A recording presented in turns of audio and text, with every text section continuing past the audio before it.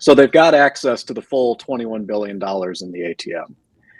And the thing that I've seen going around a lot is everybody's trying to decide, are they using the ATM today? Aren't they using the ATM today? Well, here's the thing. They're using it almost every day, right? Almost every day. You get the pause periods around earnings where they can't use it. So you'll get those. But the reality is they're using it every day. Your only question is how much are they using it? And we'll never know the answer to that. They're not going to tell us. But it's probably a very small percentage of the overall volume. But when you look at the volume that we had just over the last couple of days, I mean, when you've got $40 billion a day of volume going, or something like that. I can't remember what the numbers are. I'm just making them up right now. But it was a lot. Take my word on that. There was a lot of volume. Got plenty of numbers, guys, here. Someone probably knows. But so they're probably selling more on those days, right? On those days, there's a chance that they might be selling $1 billion worth, right? And that would still be a very small percentage. So I was half joking before when I posted, and he'll probably be done with the $21 billion ATM by the end of November, but I'm not so sure I'm joking anymore. Like, if this volume it's possible. If this volume keeps up and Bitcoin keeps doing what Bitcoin's doing, and good luck making sense of that, other than you've got a new player in the market who doesn't care what the price is. If that keeps happening, he's going to rip through this thing. I mean, that 21 billion will be done. And with all these notes in the queue to convert right now, or to be able to convert right now, like, there's a serious chance where he gets the entire 21 billion. I'll be more conservative. I'll say December. By the end of December, there's a real chance where he rips through this $21 billion ATM, right? So he's got all the equity. He goes out, he buys $21 billion worth of Bitcoin, which pours gas on the fire that's happening with Bitcoin right now. And then because of two things, because one, he's now created more room on the balance sheet for debt, right? Because remember, they'll borrow 25% of the fair market value of their Bitcoin. So when he adds 21 billion to that, you can do the math. What's 25% of 21 billion, right? So getting that next 5 billion in converts is a layup. I mean, he's going to have no problem at all doing that, even if nothing converts. It's not going to matter because he's already created the space on the balance sheet to do it right now, or when he's done with when they're all converted. When they're all converted. Yeah. So people look at the plan like it's so ambitious, and he's just going to tear through it like it was hardly a road bump, right? Well, I mean, that's such a blistering pace that we might see here, while he races to probably do this before we get more of this nation state FOMO happening. Welcome back to the channel. Aaron here from the Bitcoin Bros. That was Ben Werkman discussing MicroStrategy, why the price could just now be getting started, how we could potentially be going a lot higher in the future. And he has just some awesome analysis over on Twitter. Recommend you guys go check him out over there. Follow him on Twitter, Ben Werkman.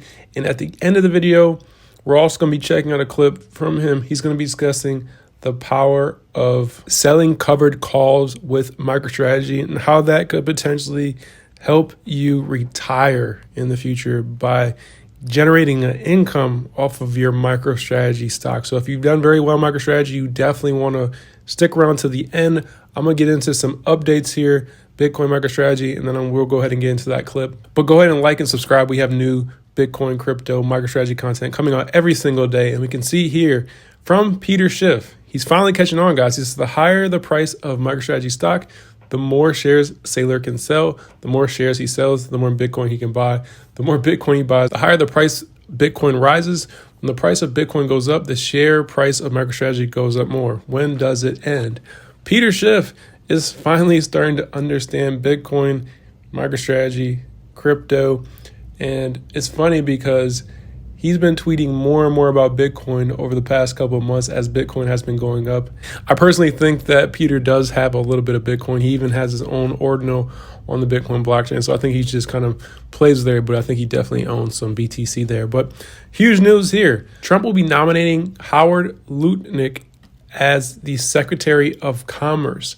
And Lutnick, a crypto supporter, has ties to Tether, with his firm managing USDT's U.S. Treasury reserves. And what's really funny, we all know that Tether takes 15% of their profits and puts it into Bitcoin. So this is more evidence we may be getting a U.S. Bitcoin reserve coming sooner than later. So that is huge news there. And then from Dennis Porter, he says the step one will be Trump appointing a pro-Bitcoin Treasury Secretary. Step two will be Trump signs an executive order to create a strategic Bitcoin reserve.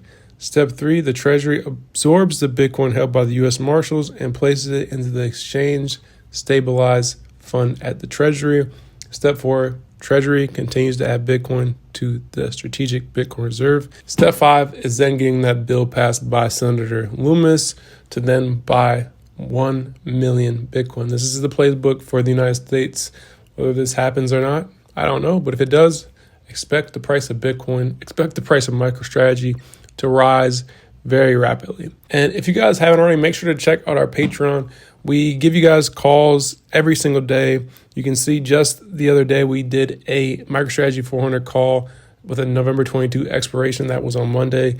This is already in the money. So if you guys want to join, make sure to check out our Patreon. We have a lot of content over there on trades we're taking, leverage trades, options, also just some alpha that we're looking at. So if you guys are interested in joining the group, we would really appreciate it, as it does help out the channel as well. And also, if you're interested in trading MicroStrategy options, you can do that on MooMoo. Also, iBit now has options. You can do that on MooMoo as well. We have an affiliate link for this in the comment section below. You sign up, you fund your account with $100, you get 5 free shares. You fund it with $1,000, you get 15 free shares. Basically, free money. So check that out if you guys are interested. Let's get back to the news here. We can see here another company, publicly listed LQR House, to buy up to 1 million worth of Bitcoin as a treasury reserve asset. We're seeing new companies every single day. I mean, every time I make a video, I'm seeing a new company come out and say, hey, we're going to be having Bitcoin as our treasury reserve asset. And another small company, only a $8 million market cap. But like I said, this trend is continuing. We're going to continue to see more and more small companies do this because it's definitely going to help their stock price. But I think what's coming next is we're going to start to see some bigger companies start to actually put Bitcoin on the balance sheet. I believe Microsoft has a vote that's coming out in December, and the shareholders are going to be voting on whether or not Microsoft should be putting Bitcoin on the balance sheet. So it's going to be interesting to see how that plays out. And then BlackRock is signing their approval on Trump doing a Bitcoin strategic reserve. BlackRock wants it to happen.